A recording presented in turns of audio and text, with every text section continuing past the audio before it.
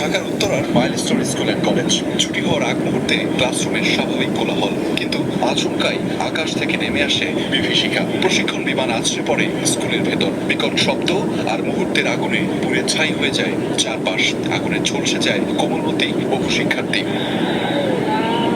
দুপুর 1:06 দিকে উড্ডয়ন করে বিমান বাহিনীর F-7 BGI মডেলের প্রশিক্ষণ বিমানটি চালাচ্ছিলেন বাফা 76 ব্যাচের ফ্লাইট লেফটেন্যান্ট তৌকির ইসলাম সাগর। 13 মিনিটের মতো আকাশে ওড়ার পর হঠাৎই নিয়ন্ত্রণ হারায়, বিধ্বস্ত হয়ে পড়ে মাইলস্টোনের হায়দার আলী বিল্ডিং এ। আমরা আলে উপরে গাড়ি করতেছি, মানে এখন খাস করে শব্দ আসছে, পরে আমরা আসার পরে দেখি যে এই অবস্থা। পাইলট ফ্লাইট লেফটেন্যান্ট তৌকির কিছুক্ষণ আহত অবস্থায় থাকলেও পরে মারা যান তিনি। স্থানীয়রা জানায়, বিকট শব্দ শুনে দৌড়ে আসে অনেকে। তখন ক্যাম্পাস জুড়ে ছিল ধোঁয়া, আতঙ্ক আর কান্নার রোল। আমার সন্তান তো স্কুলেই, তখন আমি তো জানি না এই বিল্ডিং এ পড়ছে।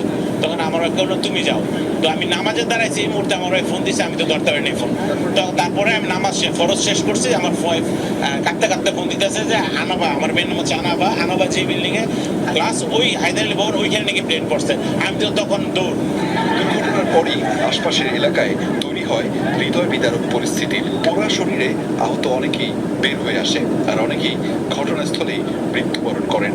আহত হয়েছে প্রায় 200। অধিকাংশই শিক্ষার্থী, আছেন শিক্ষক, অভিভাবকও। যে যেভাবে পেরেছেন আহতদের পাঠিয়েছেন আশপাশের হাসপাতালে। ডক্টর বলেছে সাইন লাগবে, ওর গার্ডিয়ানকে কল দেওয়ার পরে ওর গার্ডিয়ান বলল যে আমাকে সাইন দিয়ে দিতে।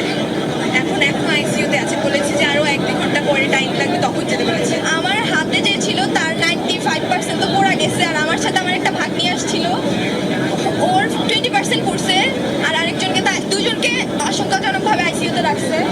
উদ্ধার কাজে নামে ফায়ার সার্ভিস, সেনা, নৌ, বিজিবি ও পুলিশ সদস্যরা ছিলেন। স্বেচ্ছাসেবকরাও পরিস্থিতির ভয়াবহতা তুলে ধরেন ফায়ার সার্ভিসের ডিজি। ঘটনাস্থলে গেছেন সরকারি কর্মকর্তারাও। এইরকম মৃত্যু এবং আহত, এবং এর মধ্যে একটা বড় অংশ আমরা যেভাবে বলছি এটা ইনহেলেশন ইনজুরি হয়েছে তাদের, অতএব সেটা ইমিডিয়েটলি অ্যাসেস করা যাচ্ছে না।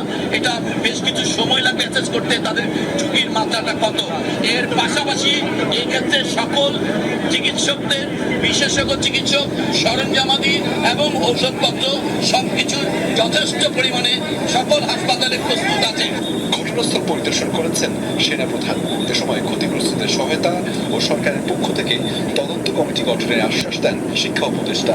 আর আইএসপিআর জানায়, ঘটনা তদন্ত করবে বিমান বাহিনী। আমরা অবশ্যই এটা দ্রুততার সাথে এই বিষয়গুলো নিয়ে সিদ্ধান্ত গ্রহণ করব।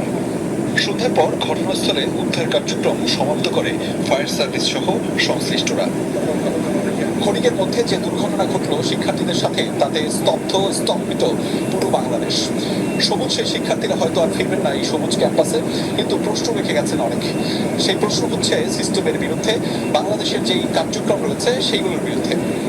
অর্থাৎ